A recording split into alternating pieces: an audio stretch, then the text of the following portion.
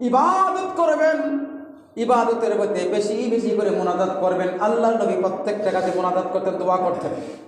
আল্লাহ নবী যখন সফরে যাইতেন 2 রাকাত নামাজ পড়তেন, আবার আইসা 2 রাকাত নামাজ আদায় করতেন। আমার ভাইয়েরা, সেজন্য ইবাদত আদমুল ইবাদা, আল্লাহ নবী বলেছেন সমস্ত ইবাদতের মগজ হইল দোয়া। দোয়া হলো সমস্ত ইবাদতের মগজ। দোয়া কবুলের কতগুলি সময় আছে, কতগুলি সময় আছে দোয়া। হাদিস শরীফে দোয়ার একটা চ্যাপ্টার আছে। দোয়া কেমনে করব, কখন করব, কিভাবে করব, আল্লাহ নবী শিখাই দিয়েছেন।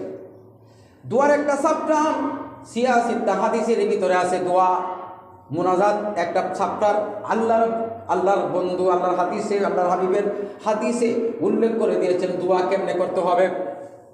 আমার ভাইয়েরা, সেজন্য যেমন আপনি ফরজ নামাজের আগে সুন্নত, এক্সাম্পল জোহরের নামাজ, জোহরের নামাজের 4 রাকাত সুন্নত, সুন্নতে মুআক্কাদা, যেই সুন্নতগুলি আল্লাহর বন্ধু কন্টিনিউ পড়েছেন, সবসময় পড়েছেন, তরক করেন নাই, সেই সুন্নতকে বলা হয় সুন্নতে মুআক্কাদা। যেই সুন্নত আল্লাহর বন্ধু মাঝে মাঝে পড়েছেন, মাঝে মাঝে ছেড়ে দিয়েছেন, সেটাকে বলা হয় সুন্নতে জায়েদা।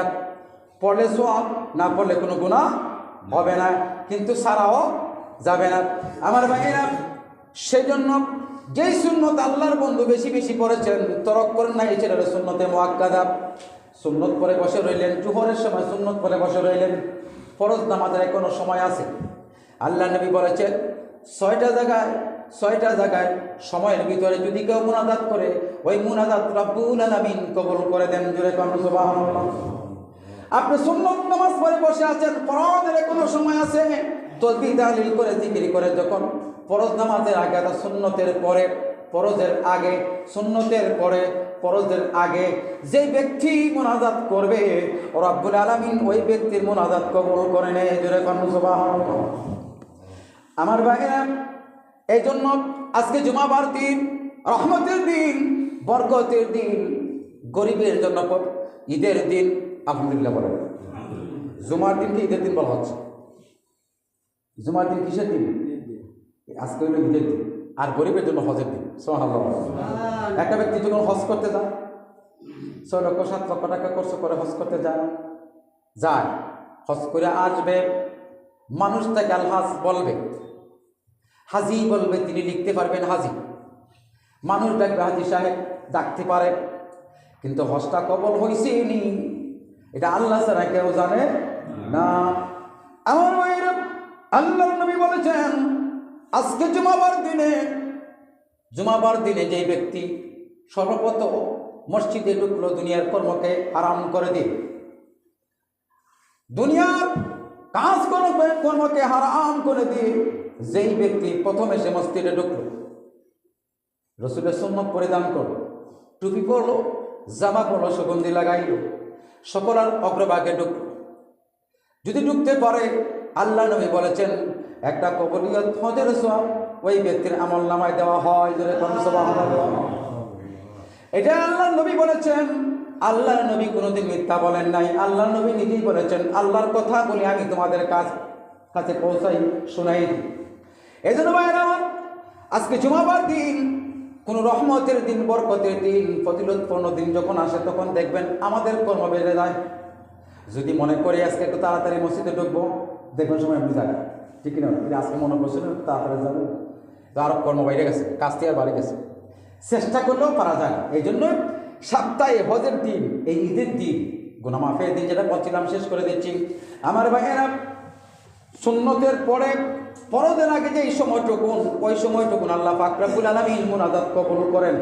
আরেকটা দিক হইল জুমাবার দিন, শুক্রবার দিন, ফজরের নামাজের পর থেকে মাগরিব পর্যন্ত ওই ব্যক্তি যদি কোনো মুনাজাত করে, রব্বুল আলামিন ওই ব্যক্তিকে ফেরত দেন না, সাথে সাথে ওই ব্যক্তির মুনাজাত কবুল করেন। জোরে কোন সুবহানাল্লাহ।